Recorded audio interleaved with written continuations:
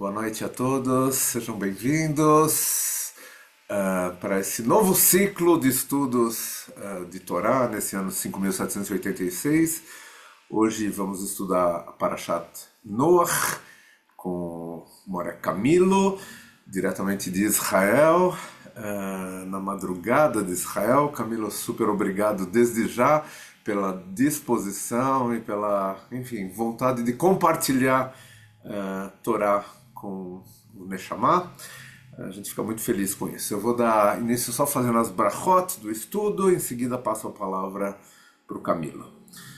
Baruch atah Adonai Eloheinu melech haolam asher kidshanu b'mitzvotav v'tzivanu la'asok b'divrei Torah.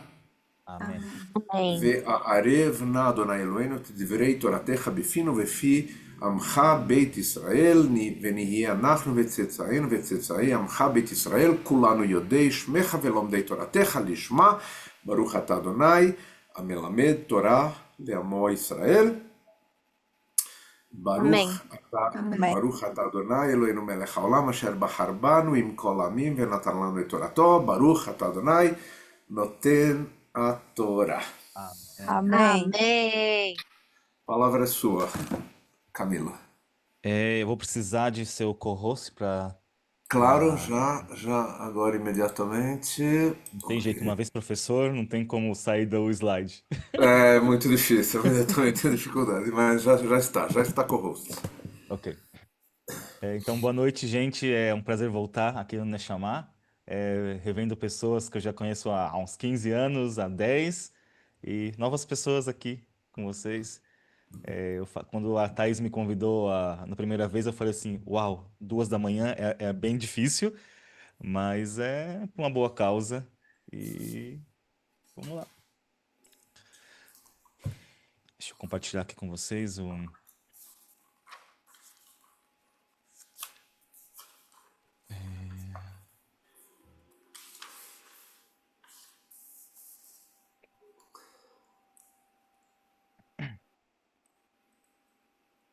Como vocês sabem, eu uso o microfone porque eu falo muito alto, só que são 2 da manhã, meus vizinhos vão me xingar se eu não usar o microfone, porque eu falo um pouco mais baixo.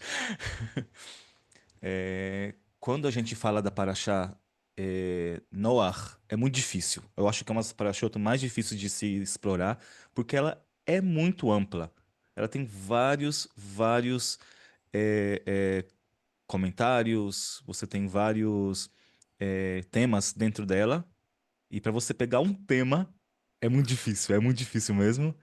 E geralmente a gente é mais levado a falar de Noah como uma tentativa de descredenciar a Torá, porque todas as vezes que eu já vi sobre a Parashat Noah, mas aí também teve o dilúvio em outra cultura, é outro mito, e não sei o quê, e não sei o quê, não sei o quê, e a Torá, tipo, como fosse, tudo bem, a Torá copiou. É geralmente isso que é feito. A maioria dos estudos da Parashat Noach que eu já vi é sobre descredenciando a Torá para falar que também os, o- os persas tiveram, a Mesopotâmia também teve o mesmo Mabul, a Índia. Hoje eu descobri que também os maias também têm um tipo de Mabul, de dilúvio. Só que eu falei assim, tipo, a gente sabe como a gente fala, os filósofos falam que nada se cria, tudo se copia.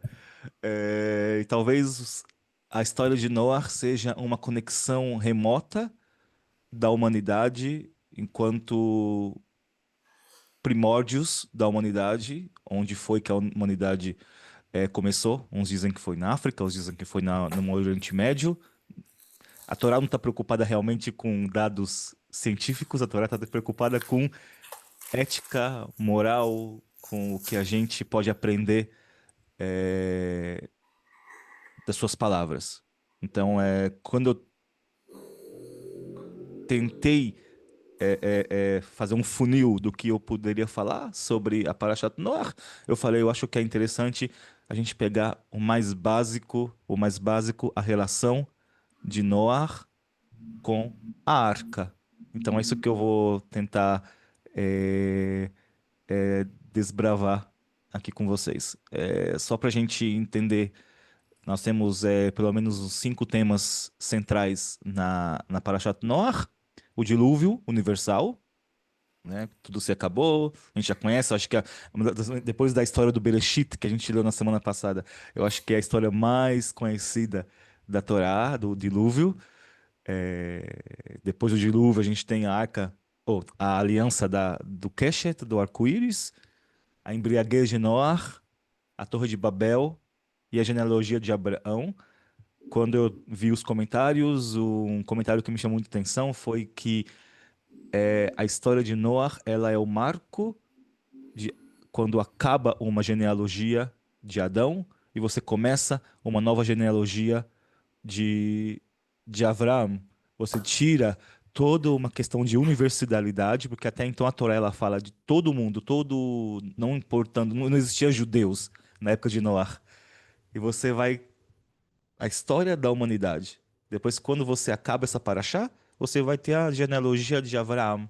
Então, você vai começar assim, então, a história judaica. Paraxá Abá, já dando uma palhinha, a gente vai ter, né, o chamado de Abraão para ele sair da sua terra, enfim. Então, essa é a trilogia eh, da criação do mundo, a humanidade em si como povo, a destruição dela e a história dos judeus. A Torá, ela é a história dos judeus. é, Se você tem outros povos que são mencionados na Torá, sempre é com briga, com guerra, não sei o que vai vir para cá, para esse lado onde eu moro aqui. Enfim, é mais um resuminho. Quando a gente vê um arco-íris, eu acho que muita gente não sabe que a gente tem uma bênção, que o Talmud ele fala para a gente abençoar toda vez que a gente vê um arco-íris. Achei que seria interessante ensinar. Baruch atah Hashem Eloheinu melech haolam, זוכר הברית ונאמן בבריתו וקיים במאמרו. Bendito é o Senhor, nosso Deus do universo, que recorda a aliança, é fiel à sua palavra, à sua aliança e mantém a sua palavra. Então, assim, toda vez que a gente vê um arco-íris é uma boa a gente lembrar e abençoar. Ok. Hoje eu vou começar um pouco com Talmud. É, Tratado de Sanedrim 108a. Está escrito: de tudo que havia na terra seca, pereceu. Daqui aprendemos que o dilúvio não se estendeu senão sobre a terra firme. Disse Rabi Yohanan, os peixes do mar não foram atingidos. Quando a gente pensa em Mabul, no dilúvio, a palavra dilúvio em hebraico é Mabul, e a gente acha que tudo se destruiu, tudo se acabou, e a gente sempre pensou, quando era pequeno, a gente falava assim, e os peixes do mar, né? Tipo, os peixes não precisaram entrar na arca porque eles já viviam no seu habitat natural, e os rabinos, eles vão realmente destrinchar no Sanedrim. É muito tema, são 3 folhas do Talmud para falar sobre o Mabul, o dilúvio, e uma coisa interessante que eles falam que depois, no decorrer dessa discussão que o Talmud nos traz, que na verdade os peixes também, eles, muitas espécies de peixes também sumiram, porque um dos pecados da geração do Mabul foi a promiscuidade sexual. E eles falaram que todos os animais, homens, incluindo os peixes também, eles tinham relações sexuais com todas as espécies, não tinha essa coisa de fazer de acasalar com a sua espécie específica. Então, eles pereceram. E só quem ficou vivo foram quem conseguia se acasalar e reproduzir com seus pares. Então, o Talmud ele fala isso. Então, os peixes também foram. A maioria dos peixes também foram mortos, enfim, nesse Mabul. Dá pra gente ver o que Talmud fala. Tem um Midrash que ele diz: quando veio o dilúvio, os peixes do mar riram, zombaram e disseram: o dilúvio não é para nós, pois não vivemos na terra. E Deus disse para eles: tudo bem, vocês também verão com seus próprios olhos o que acontecerá, e por isso que os peixes não têm pálpebras. Então esse é o pecado, a punição dos peixes, porque eles riram, eles zombaram dos seres humanos e dos animais que viviam na terra e falaram: opa, a gente está aqui no mar já, a gente não tem como morrer, porque a gente já não respira do ar, a gente respira da água. Então eles riram e Deus puniu eles com eh, tirando as suas pálpebras, para que eles vejam 24 horas constantemente e não fechem os seus olhos. Acho que por isso também a gente faz o tashlich, que a gente fala, opa, tá aqui a, nossos pecados, porque vocês estão aí vendo realmente 24 horas. Só para a gente ter uma... O Midrash, ele é uma obra que são de vários séculos, não é de um rabino só. Esse Midrash Tanhuma é do século V, é um rabino do quase fechamento do Talmud. Então eles pegam textos, uma palavra da Torá, e eles fazem como fosse um apoio para entender a Torá. Eles não querem saber se esse apoio ele é digno ou fiel ao que a Torá diz. Talvez com uma palavra eles mudam o sentido totalmente dessa palavra. E eles pegam uma história que não tem nada a ver o que a Torá diz. Então são contos, histórias que por trás tem um ensinamento, parábolas para poder ensinar, para poder ver que a gente consegue realmente entender o que a Torá, o que Moisés quis dizer. Ok, vamos então para o texto da Torá realmente, né? A gente está para Shat Noach. Alguém quiser ler? Pode ler em português. Deixa eu abrir aqui mais para. Geralmente Jacobson quer ler? Não. eles chamam já o Essas, leitor, mas o É, porque o Rocha tá Jacobson é o nosso lendo. posso melhor ler leitor também. aí, mas eu não sei se o microfone dele está funcionando. Eu também. Eu posso ler Eu esse texto. posso. Opa! Ah, pronto, então vai lá. A próxima, quem que se ofereceu depois? Eu não vi quem foi, mas fica para a próxima. Estas são as gerações de Noa. Noa, um homem justo e perfeito em sua geração, e Noa andava com Deus. E Ok, Noa só aí gerou um três pouquinho, só um filhos. pouquinho, só um pouquinho. Tá. É. Então, a Torá ela vai começar. Essas são as gerações de Noah. No finalzinho da Parashá do Bereshit, você tem ali que o pai de Noah, chamado Meler, Lemer, ele dá o nome de Noah para ele, enfim, e começa ali a geração de Noah. E Noah era um homem justo e perfeito em sua geração. E é muito interessante quando a gente vê palavra por palavra da Torá, né, os racídicos, eles dizem que nenhuma palavra da Torá é por acaso. Todas as palavras da Torá, uma vírgula da Torá, tipo, ela tem um significado muito relevante. A gente não pode leitar, mas a gente não pode sumir disso, não pode ficar à mercê disso. E a gente realmente tem que entender o que essa palavra diz. E Noah era um homem justo e perfeito, Bedorotav, em sua geração. Então, talvez Noah ele não era uma pessoa boa. Talvez ele não era uma pessoa, um tzadik, um justo. Ele não era. Porque se você comparar com todo mundo ruim, se todo mundo é ruim e você não, por exemplo, todo mundo faz coisa errada e você não faz uma coisa errada, você é considerado justo, opa, então você não está no mesmo degrau de justiça. O que é ser justo? O que é você ser um tzadik?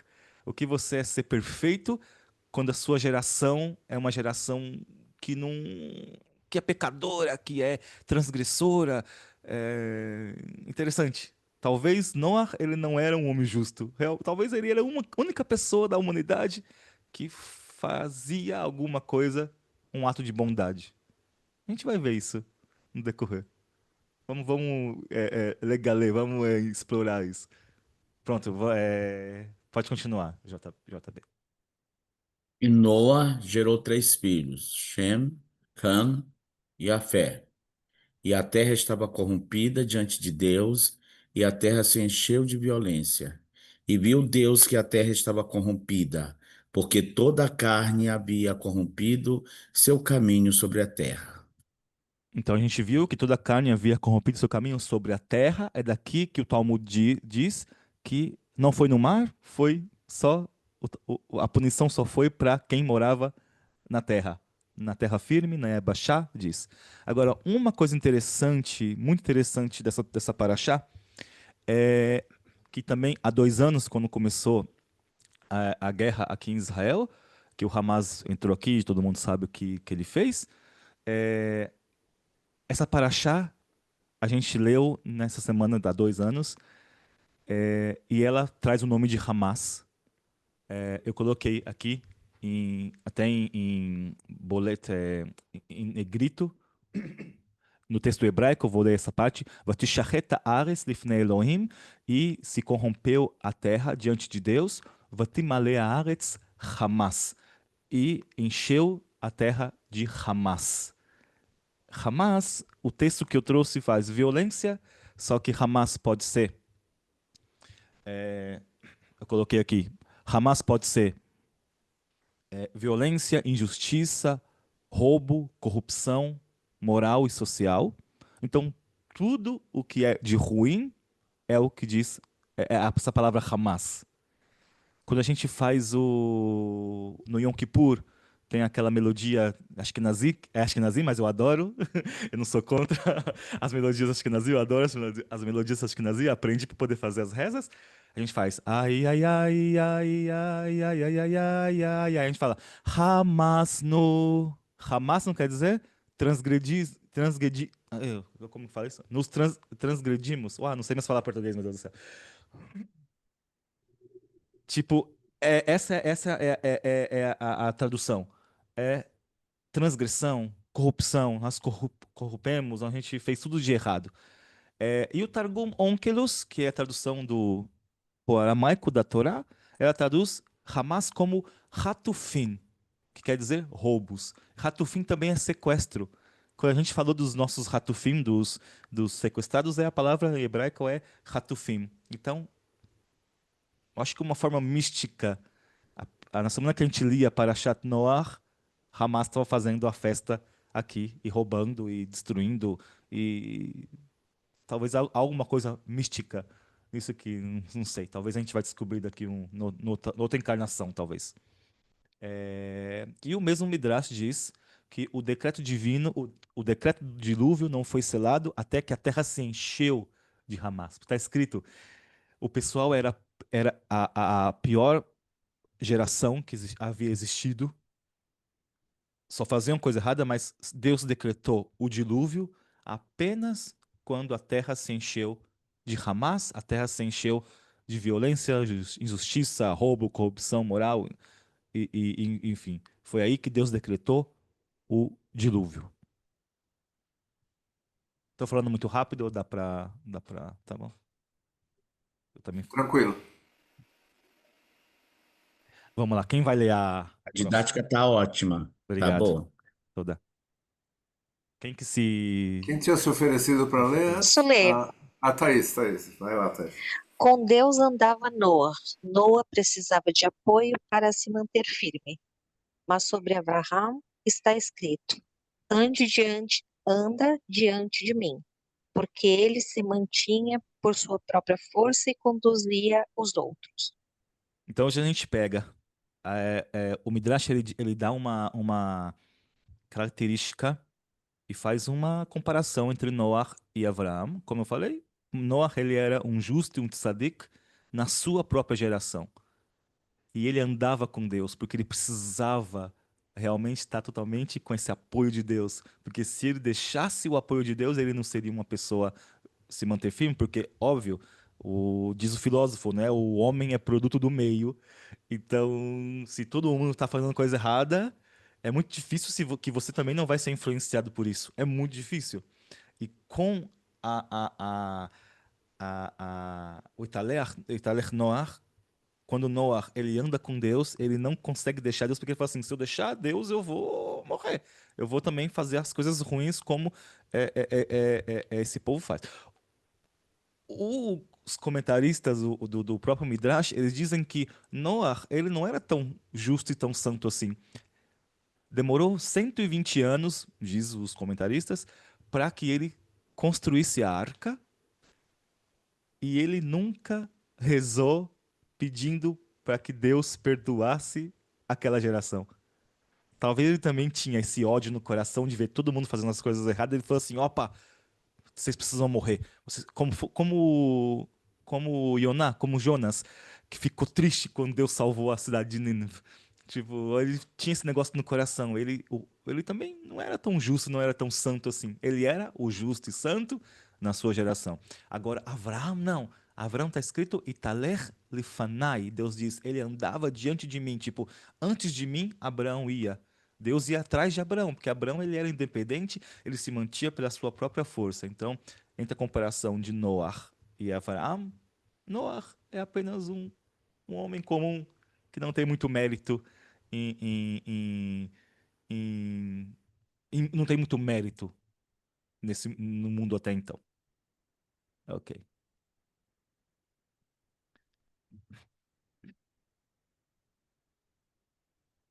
Mas aqui eu só coloquei que no finalzinho da paraxá anterior, por que que Noar chama Noar? E chamou o seu nome Noar, dizendo: Este nos consolará de nossas obras e do sofrimento das nossas mãos, por causa da terra que o Senhor, que o Eterno, amaldiçoou. Então, o pai de Noar, ele fala: Ó, vou dar o nome para esse menino de Noar, porque Noar quer dizer consolo. Noar quer dizer. É, é, é... Na verdade, Noar não é consolo. Na verdade, Noar é descanso. Noar quer dizer descanso. Quer dizer, vamos lá, Noar. Vamos descansar.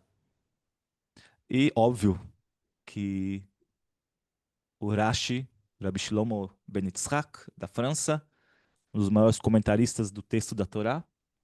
Quando a gente pega uma Torá, acho que em português tem as Torot também, os Tanahim, que você tem o comentário do Rashi. Então, muitos falam que sem o Rashi você não consegue entender a Torá, porque ele traz as palavras, o significado das palavras. E ele também é um comentarista do Talmud. Dentro do Talmud você tem o comentário do Rashi explicando as palavras que ninguém mais conhecia em hebraico ou em aramaico. E é muito interessante ler a Parashanut, a interpretação do Rashi. Também é o Rashi que a gente fala quando a gente vê mulheres colocando tefilim, a gente se apoia no Rashi, que as suas filhas também colocavam tefilim. Então a gente fala assim, opa, não é proibido para a mulher colocar tefilim. Se elas quiserem colocar, opa, fazer uma mitzvah. Opa, vamos lá. Então o Rashi ele diz o seguinte, quem vai ler agora, por favor?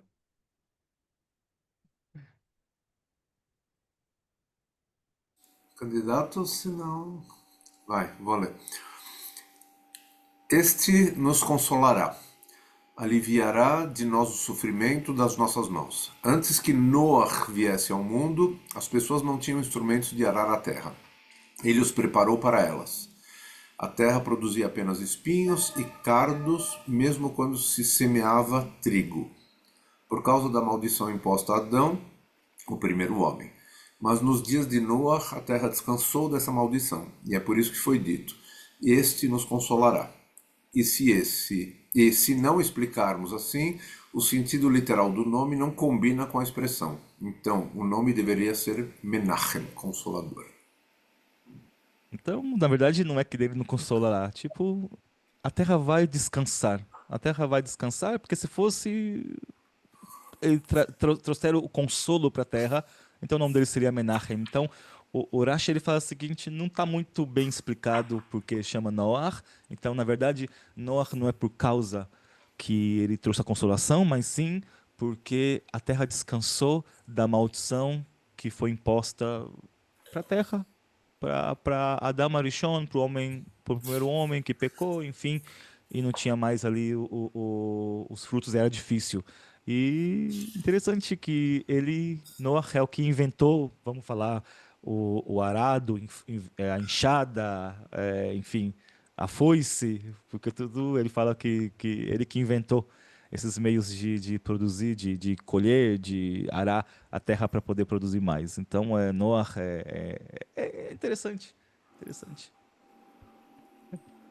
Agora, como vocês me conhecem, como eu estudo o Mei Shiloah, é óbvio que eu tenho que trazer a Torá dele para aqui. Hoje foi muito interessante, eu fiquei 1h30 com a minha rabina, porque eu não entendi uma parte que eu vou deixar em aberto no final aqui, depois a gente pode comentar sobre isso. Mei Shiloach, o comentarista, é um rabino, um rebbe, da Polônia, século XVIII. E é muito interessante que a Torá dele é uma Torá anarquista. Quase que fizeram um harem nele, quase que deixaram ele para fora de ser rebbe, porque ele era muito anarquista na sua Torá.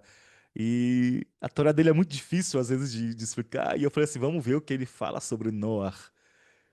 Geralmente ele pega a Torá, as Parashot, ele não está preocupado se a gente, como eu abri essa aula, esse estudo, se o Mabulo, se Noah resistiu ou não. A gente não está preocupado com isso. A gente está preocupado o que a Torá tem para falar com o Camilo, com o Fábio, com a Kátia, com a Renata, enfim, no século XXI, aqui quase 2026.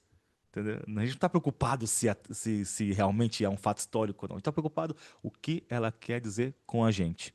E ele traz essa visão racídica, cabalística e. Ah lá.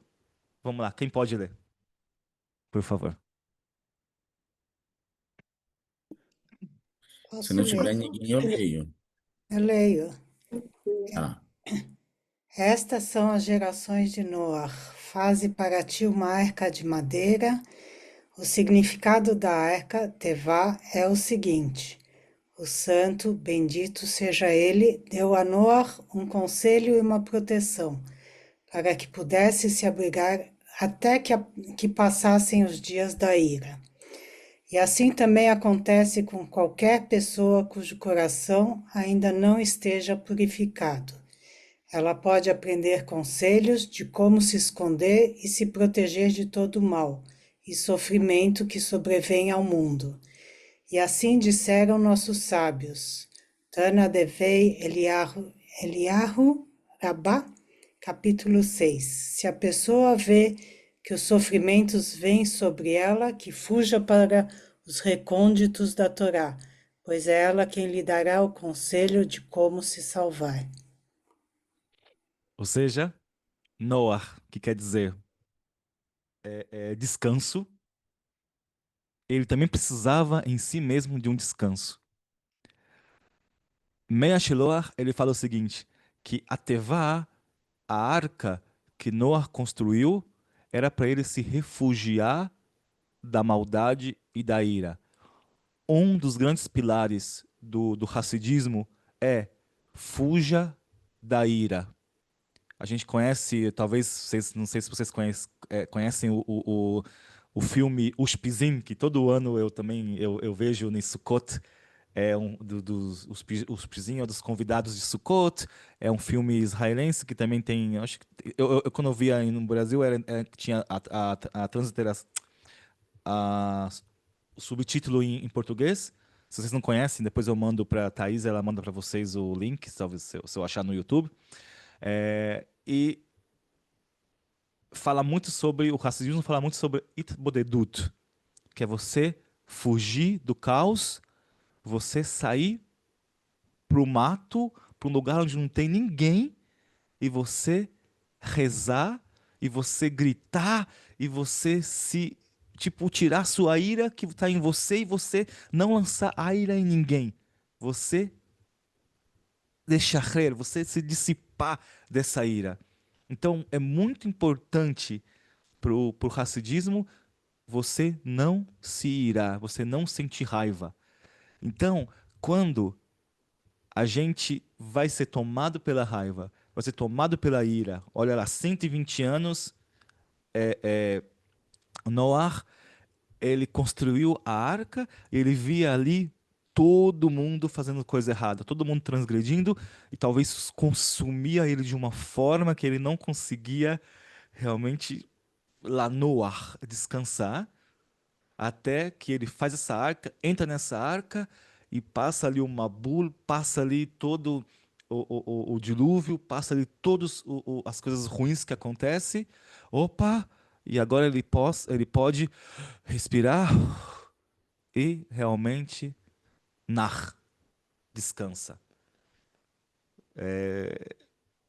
E ele fala que os sábios dizem, se uma pessoa vê que o sofrimento vem para ela deve fugir pro recôndito. Aqui no recôndito, em hebraico tá haderi hederim, nos quartos da Torá, pois ela é que dá o conselho de como se salvar. Então a gente para um pouco, a gente sempre fala, talvez conta até 10, não, aqui conta até 40, né? São 40 dias do dilúvio. A gente conta até 40 e a gente consegue passar por esse sofrimento. Então, a arca, a Tevá, realmente, ela é um alívio, um lugar de refúgio para a gente. E Tevá em hebraico também quer dizer palavra, palavra. Quando a gente pega acrônimo, quer dizer Rashei Tevot.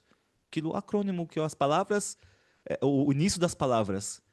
Então, as palavras da Torá, os quartos da Torá, a gente pode também enfim, estudar a Torá no momento que a gente está de raiva, no momento que a gente está ali vendo o sofrimento, a gente pode ter um descanso realmente no estudo da Torá, na reza, ficar sozinho, fugir para uma montanha, fugir para um mato, e ali, opa, listaché. Acho que Meir Shiloh, ele é muito, é, tem muito sucesso com essa Torá. Mais candidatos. Se não tiver, Eu eu posso leio. ler. Eu leio. Posso ler? Vai lá, André. Vai lá, André, com certeza. E o significado da Tevá é conforme o que está dito no Talmud, Pesachim 113a. Há três pessoas que o santo, bendito seja ele, ama: aquele que não se ira, aquele que não se embriaga e aquele que passa por cima de suas ofensas, perdoa os outros. Aquele que não se ira significa que não demonstra nenhuma raiva em suas ações. Aquele que não se embriaga significa que mantém a mente estável e reconhece e acredita no Criador do mundo. E aquele que passa por cima de suas ofensas significa que remove a raiva também do coração, de modo que não haja em seu coração nenhum ressentimento contra o próximo. Aí só um E minutinho, sobre... More André, só um minutinho, só até aí. Eu só Pois vou falar não. uma coisa. É, a importância do Itbodedut, que é você ficar sozinho e jogar a sua raiva o seu sofrimento vamos falar assim, para Deus, vem disso, que talvez quando a gente está com raiva, a gente não demonstra essa raiva, esse sofrimento, só que a gente precisa de uma forma ou de outra, ou é óbvio que a gente vai sempre falar que precisa fazer um tratamento, uma terapia, enfim, mas você se libertar dessa raiva. Porque somente da liberdade dessa raiva, desse rancor, realmente dessa coisa ruim tá em você, a gente vê que a medicina ela fala que quando mais você sente guarda, é a origem de várias doenças, como o câncer. É, então é importante você se desfazer disso aí. Talvez a gente não. É que a gente, no dia a dia, a gente passa por perrengue, a gente passa por coisas ruins e a gente não consegue demonstrar essas coisas ruins, mas Meixilor fala, o propósito da arca é isso, você tirar um refúgio e se aliviar disso. Por favor, More André. Ressentimento contra o próximo. E sobre esses três aspectos, a Tevá alude. Faz para ti uma arca de madeira de gofer. Bereshit 6,14. Isso significa, não te irrites, pois o enxofre, gofrit, indica a ira. Portanto, faz para ti uma arca de madeira de gofer. Quer dizer, fecha dentro de ti a ira e não se ire.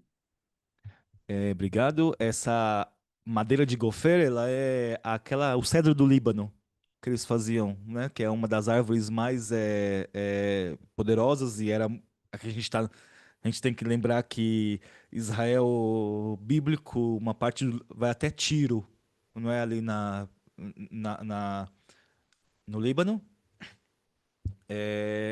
Então essa árvore aqui, enfim, era muito. Então gofer ele traz, Mei Shiloach, ele brinca com a raiz da palavra gofer. Se vocês puderem ver aqui, coloquei em hebraico, gofer, gimel, pei, resh, e gofrit, que é enxofre, que é gimel, pei, resh, e o taf, que é no feminino. Então a gente vê a palavra gofer e gofrit, essa cedro do Líbano e enxofre, ele fala assim, na verdade, fazer uma arca para ti de madeira de gofer significa que não te irrites porque o enxofre, que é essa arca, essa madeira, esse elemento, esse gás, indica a ira. Então, opa, se fecha dentro de ti, fecha dentro de ti a ira e não se irrite, não se ire. Então, tá, ire, não sei, eu coloquei aqui, tem coisa que eu não sei, mas eu, difícil. São 8 anos já e não dá, às vezes eu esqueço como que é a palavra. Enfim. É, vamos lá, outro, por favor.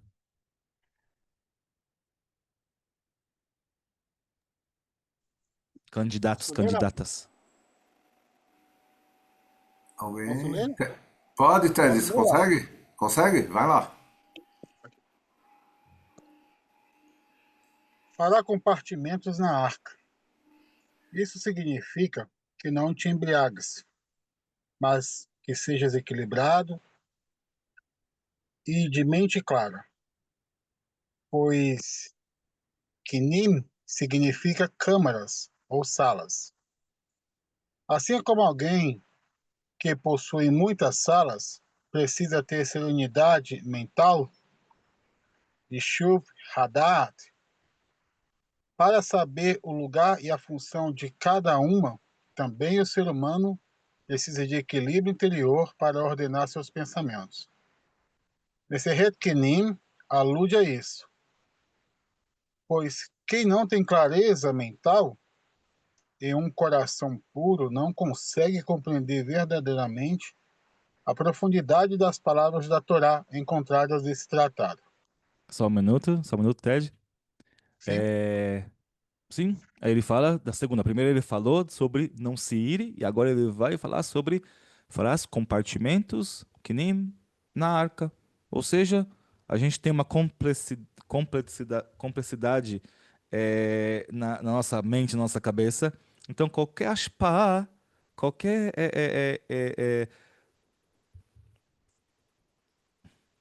ashpah, como ver se eu coloquei aqui alguma coisa. Qualquer. Não sei como que é essa. Ashpah é que você. Indução, não sei.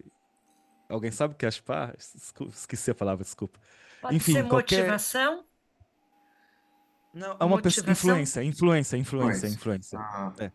A pessoa, qualquer influência que você tenha, você pode perder essa lucidez mental e para Meixilor é muito importante você não se embriagar, que também é uma coisa que ele fala contra a própria Hassidut, porque quem conhece a Hassidut sabe que o álcool é muito valorizado. O álcool é muito valorizado. Você faz lechaim toda hora. Tipo, quantas vezes eu saí ali de Pinheiros, da sinagoga ali da Beit Yaakov, que fechou, por causa que eles fizeram uma outra coisa. Eu saí já bêbado da sinagoga várias vezes, porque era toda vez Lechaim, Lechaim, Lechaim, Lechaim, Lechaim. Tipo, é muito precioso. E ele fala assim, não pode. Se você viver com constante embriaguez, tudo bem, fazer um Lechaim, tudo bem, não estou falando que é contra a bebida. Agora você... uma vez pelo menos no Shabat, isso pode, Não, sim. bem pouquinho. Você Só... pode fazer um lechaim, óbvio, fazer um lechaim. Agora, se vai embriagado de tudo, você acabar, ficar... Não tem como, porque você não tem como conciliar, porque você não está com a sua mente realmente limpa para você entender realmente. Tudo bem que com um lechaimzinho você consegue abrir essa mente para poder fazer a Torá, para poder, sabe? A gente fala abrir o chakra, a mente para poder. Mas você viver uma pessoa, você vê embriagada ali desgraçadamente, ele fala não pode. Que era uma coisa muito comum, não era uma coisa, é uma coisa muito comum nos meios racídicos você vê muitas pessoas alcoólatras realmente de cair no chão constantemente não param de beber. Então ele também vai contra isso. Ele fala que é impossível você viver uma vida dessa de bebedeira sem fim. Ok, pode continuar, Ted, por favor. Revestirás. E a revestirás por dentro e por fora com betume, Berrafat otami ibait, umibahutz bakofer. Isso alude a passar por cima de tuas ofensas, pois efartar, cobrir, indica expiação que vem do fundo do coração, de modo que não reste em teu coração nenhum vestígio de ira ou ressentimento contra o teu próximo. E as medidas da arca, seu compartimento de 300, largura de 50 e altura de 30 côvados, representam as letras da língua Yashom, isto é, que tua língua não seja de falsidade, que tuas palavras sejam medidas puras e verdadeiras. E revestirás, essa palavra em hebraico é hafalta, tipo, e revestirás é vehafarta. Também coloquei aqui em hebraico vehafarta. Ela tem a mesma shoresh, a mesma raiz de capará, que quer dizer expiação. Então, se você vai revestir algo, na verdade você está fazendo capará, expiação dessa coisa ruim. Então, quando a Torá fala revestirá por dentro e por fora com betume, enfim, isso alude a passar por cima das tuas ofensas. Tipo, a gente conhece muitas pessoas que qualquer palavra, ela é uma pessoa melindrosa, que realmente qualquer coisa que alguém fale, ela se fecha, ela fica machucada. Então ela precisa realmente fazer um autocontrole e um exercício de revestimento para que ela possa ser uma pessoa livre dessas coisas. E quando Meishloach fala que, quando a Torá fala, você vai fazer a Torá 300 cúbitos de largura, não sei o que de comprimento, não sei o que de altura, ele mostra uma coisa muito interessante, quer dizer, a língua, Lashon. Coloquei aqui. Esse aqui eu vou. Calma, está no finalzinho já disso. Ok. Ok. E as medidas da arca, o seu comprimento de 300, a largura de 50 e a altura de 30, representam as letras da língua, ou Lashon. Isso é, o que a tua língua não seja de falsidade e as tuas palavras sejam medidas, puras e verdadeiras. Porque ele pega. Quando a gente sabe que o hebraico, toda letra em hebraico, ela é correspondente a um número. Então, quando você pega 30 metros, eu estou falando em metros, mas não é metros, é côvados, mas eu vou falar metros para poder ficar mais fácil. 30 metros. Então, 30 é lamed. Quando você pega 300, é shin. Calma, deixa eu mudar aqui. E quando você pega 50, ela é nun. Então, juntando 30, 350, você tem a palavra lashon, que é língua. Então, é muito interessante quando ele traz que o Mabul, eu não estou preocupado se o Mabul, se o dilúvio existiu ou não. Eu estou preocupado em saber o que a gente pode aprender com isso. Olha que inteligência desse homem. Não tinha internet, não tinha ChatGPT, não tinha nada, era só livros. Isso tipo, é muito difícil. E não tinha livro, tipo, era muito difícil você conseguir um livro naquela época. E ele consegue fazer, tipo, essa maravilha. Ele fala assim: não, se você pega 30, é o Lamed. Se você pega 300 é o Shin. 50 é o Nun. Então isso é Lashon. Quer dizer que a Torá, que a Tevá, que a arca, ela precisa realmente que a gente possa lishmo, guardar a nossa língua. E a gente fala isso no finalzinho da Amidá. Guarde a minha língua para que não fale coisas ruins, enfim. A gente sempre tem que realmente ter cuidado com, com isso. Ou seja, a Tevá, para a gente conseguir entrar ali, se esconder, passar um momento de raiva, sair com a cabeça melhor, cuidar de falar das coisas das pessoas, ser uma pessoa justa no momento que ninguém é justo, muito importante, todo mundo está fazendo coisa errada, opa, não vou fazer coisa errada. Talvez alguma coisa eu faça errado, óbvio. Quem não teve aqui na outra aula que eu dei, o Meir Sheloach, ele fala sobre que todo humano ele nasce com duas coisas. Toda alma ela tem uma mitzvah que ela adora e uma haverá, um pecado que ela também adora. Tipo, que ela não consegue se desvencilhar. Talvez o Kiddush de sexta-feira, opa, é a mitzvah que você faz, que você não pode perder o Kiddush de sexta-feira. É a sua mitzvah que você consegue cumprir totalmente, você faz aquela mesa maravilhosa. Mas talvez a sua haverá, ela é ali fazer uma coisa errada. Não vou dar exemplos, mas assim, fazer uma coisa errada que você não tem como saber disso. O Meixilach, ele fala, não tem como desvencilhar. A gente nasce com essa mitzvah da nossa alma e com essa haverá, com essa transgressão da alma. Só para a gente acabar aqui, é, ok?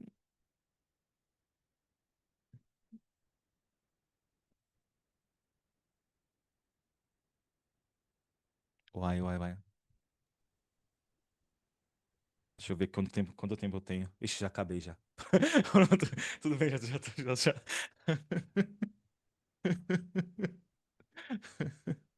Então, só para terminar, para dar um arremate aqui, Desculpa, eu te mutei sem querer, Camilo. Fica tranquilo, tá bom? Não se prenda exatamente ao relógio. Ele não é tão iaque assim. Para isso a gente é um pouco sefaradi também. Só abre seu microfone que eu mutei ele sem querer. Lá embaixo. pronto. Ah, pronto. Obrigado. Opa, só pra gente arrematar, porque estão ficando meio. Isso porque eu tava preparando esse slide e falei assim, acho que tá tão pouca coisa, acho que eu podia colocar mais coisa, acho que não vai dar tempo. Vai fazer o quê, né? Ok, vamos passar aqui porque é só as medidas. Agora uma coisa que me chama muita atenção sobre os filhos de Noar. Realmente, quando a gente fala Tartim, Shinim, Ushirishim, Tasea, você vai fazer andares inferiores, andares su- ali no meio e andares terceiros. Isso quer dizer umas pessoas, as pessoas que gostam de animais e têm animais, eu tenho uma cachorra, é, as pessoas ainda falam assim que eu gosto mais de animal do que de gente. Talvez seja essa Torá de Noar. Eu acho que o mais difícil. Isso aqui, eu vi uma bedihá, uma piada. O mais difícil para Noah não foi ficar ali com os animais, foi ficar com os três filhos, com as três noras e com a sua mulher. Tipo, passando junto ali, realmente. Tipo, por quê? Falou isso? Porque é muito difícil, realmente, a gente é, se dar bem ou entender a outra pessoa. É muito difícil. Por isso, talvez as pessoas gostem mais de animal, porque ela não está preparada em entender e aceitar, talvez, o que a outra pessoa tem, ou que não tem, ou que ela não corresponde. E ele fala: isso significa que Noah foi instruído a compreender como se comportar com cada um dos seus três filhos, e de acordo com o nível espiritual de cada um. Com Ham, conforme a sua condição inferior. Ele tinha que falar somente as coisas superficiais com Ham. É como fosse os quatro perguntas de Pessah. Cada um vai perguntar de uma maneira e você vai ter que responder ali de uma maneira que ele compreenda. Talvez se aquele filho mau, você vai ser ríspido com outro que não consegue. É a mesma coisa, a mesma ideia daqui. Com Yafet, de modo intermediário. Tipo, opa, você pode falar coisas profundas, você pode falar coisas superficiais. Agora com Shem, você tem que falar coisas elevadas, coisas espirituais, revelando-se segredos. Você tinha ali que falar com cada um a partir do seu conhecimento, a partir sua disposição também de compreender e ouvir. Eu acho que também dentro dessa tevá, a gente tem irmãos, tem família, tem marido, mulher. Talvez a gente fale assim, opa, eu quero ficar refugiado um pouquinho. Vou chegar em casa do trabalho, vou ficar refugiado. Ele tem seu marido, sua mulher, seus filhos, que tá ali com você e você não consegue ter esse tempo sozinho. Então é importante arrumar um tempo sozinho, fechar nessa arca, mas de um modo ou de outro você tem que sair dessa arca. Não pode ficar nessa arca ali, porque senão você não vai aproveitar nada. A partir de 40 dias, ali ele conseguiu. Não são 40 dias que ele saiu, são 100 dias, né? 40 dias que acabou o dilúvio depois e ele saiu depois de 100 dias, se eu não me engano, se eu não estou confundindo. Ok, essa é a Torá que eu não vou falar porque essa é muito difícil, ainda não entendo muito. Mas é isso, essa é a paraxá que eu quis compartilhar com vocês sobre Noah e a Tevá, uma coisa que eu pensei que seria simples, mas é profunda.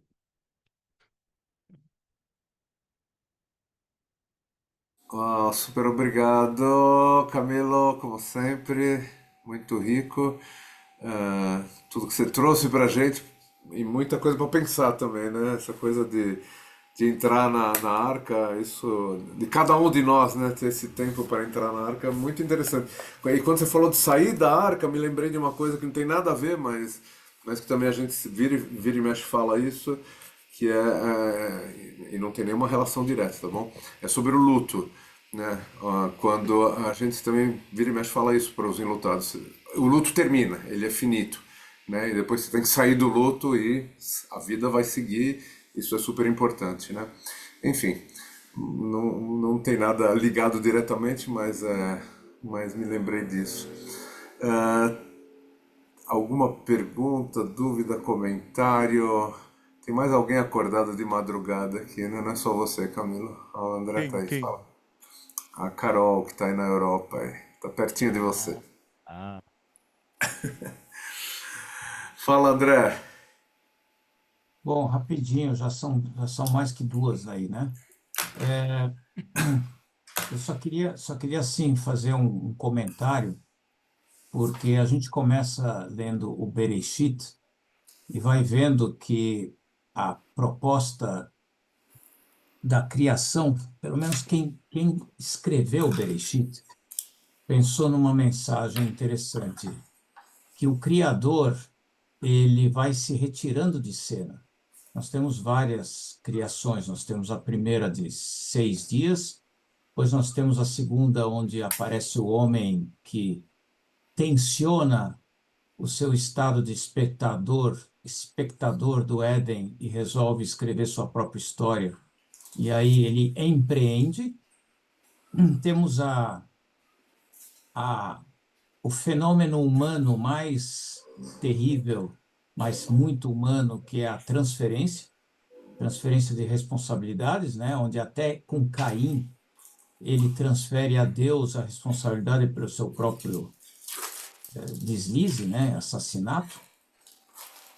E aí a gente tem a terceira criação, talvez, se é assim que você quer, podemos dizer que tem três, onde o homem passa a ser responsável pela criação, onde ele nomeia as criaturas, ou seja, quem nomeia passa a ser responsável pelo próximo. E eu acho que é interessante que nessa primeira proposta de humanidade, o Criador se retira de cena e diz: bom, humanidade, você vai ser responsável agora por tudo. E aí, quando vem Noah, que você muito bem explicou, e aí a gente vem nas suas, nos seus comentários que você trouxe do Talmud, que a gente vem estudar o caráter humano. E quando Noah é apresentado, a gente vê que entendemos que não conseguimos ser responsável por tudo. Não conseguimos ser responsáveis porque alguém acaba se revoltando, a natureza se revolta e a gente não consegue lidar com isso. E aí a gente precisa da parceria de Deus para poder enfrentar os grandes erros, né? E eu acho esse paradoxo que começa com alguém que quer nos dar a responsabilidade com o segundo paradoxo, que é não conseguimos ser responsáveis. Achei muito bonito o que você trouxe do estudo do caráter humano através das citações talmúdicas. Obrigado, Camilo. Depois que Noah sai da arca com tudo, ele vai fazer ali o ritual, enfim. O que que ele faz? Ele se embriaga, ele cai, ele não consegue. Há comentários que diz que Ham, o filho dele, estuprou ele, entendeu? Tem várias coisas ali que acontecem. Ele amaldiçoa o Ham, e Ham em hebraico quer dizer quente. Ham quer dizer quente. E é isso. Mas está escrito no Provérbios, eu acho. 7 vezes o homem cairá e 7 vezes ele se levantará. Então, se a gente saiu da arca e não conseguiu ficar shalem, não conseguiu ficar perfeito, opa, tem outra oportunidade. Não tem que se desestressar, enfim.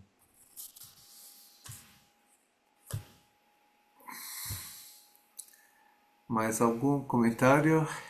Só, Eu quero. só uma partezinha, são 3:30 da manhã, André. Eu não quero, então. Aqui sábado vai Não. começar o horário de verão, vai Ele ficar. falou que ele já dormiu antes, então tá, tranquilo. Eu já dormi, eu já dormi. Antes da gente terminar, eu vou guardar algumas coisinhas pra gente falar no sábado também, sobre essa paraxá, tem umas coisas interessantes que felizmente o Camilo não comentou, então eu vou deixar para sábado. Então sábado às 9:30 da manhã a gente se encontra lá na sinagoga, ou aqui na Sinagoga na Nuvem, para comemorar o Shabbat Noach e também, claro, estudar mais um pouquinho da Torá, ler a Torá também, todos mais do que convidados. E só para adiantar um assunto que eu falei, desculpem, no sábado, anotem em suas agendas, dia 28 de novembro, está bem longe ainda, eu sei, mas anotem nas agendas, dia 28 de novembro, que é uma sexta-feira, nós vamos ter o início, o primeiro Kabbalat Shabbat de um novo projeto que o Neshama está gestando, tem um grupo dentro do Neshama criando esse novo modelo de Kabbalat Shabbat, que vai se somar ao Kabbalat Shabbat Nefesh, que a gente já vem fazendo, né? A gente está chamando de Kabbalat Shabbat Neshama, por enquanto, provisoriamente, não achamos nenhum nome melhor ainda. E o primeiro vai ser no dia 28 de novembro, todos os detalhes, obviamente, a gente vai mandar mais para frente, mas anotem na agenda que vai ser um momento muito especial do nosso calendário, e a gente queria que todo mundo pudesse participar nesse dia, tá bom? Não vai ser lá na Rua Bahia, onde a gente se encontra aos sábados, tá bom? Porque não vai caber todo mundo lá, com certeza. Acho que é isto. Se ninguém tiver mais nenhuma dúvida, eu queria agradecer mais uma vez o Camilo pela disposição e disponibilidade, né, nesse horário, né, de compartilhar com a gente o que ele andou estudando e todo esse conhecimento que ele já adquiriu nesses últimos anos. É um prazer muito grande poder te ouvir, Camilo. Espero que venham as próximas aí durante esse ano de 5.786. Estamos sedentos por mais Torá, ainda mais quando vem diretamente de Israel. Tem um sabor especial aí quando vem diretamente de Israel. E por um sefaradi, tá? Pronto, sabia, cara, tinha que puxar. São nós, yala, yala. É isso aí, tá certo. Tinha Nós que, somos tinha que puxar um pouquinho. Tinha que fazer Fez algo, muito algo. bem, nós somos plurais nisso também. Adoramos comida sefaradi e Torá sefaradi. Pronto. Tá bom, boa noite para todos. Nos vemos, se Deus quiser, no sábado, tá bom? Mas ele trouxe um polonês. Ah, é verdade. Para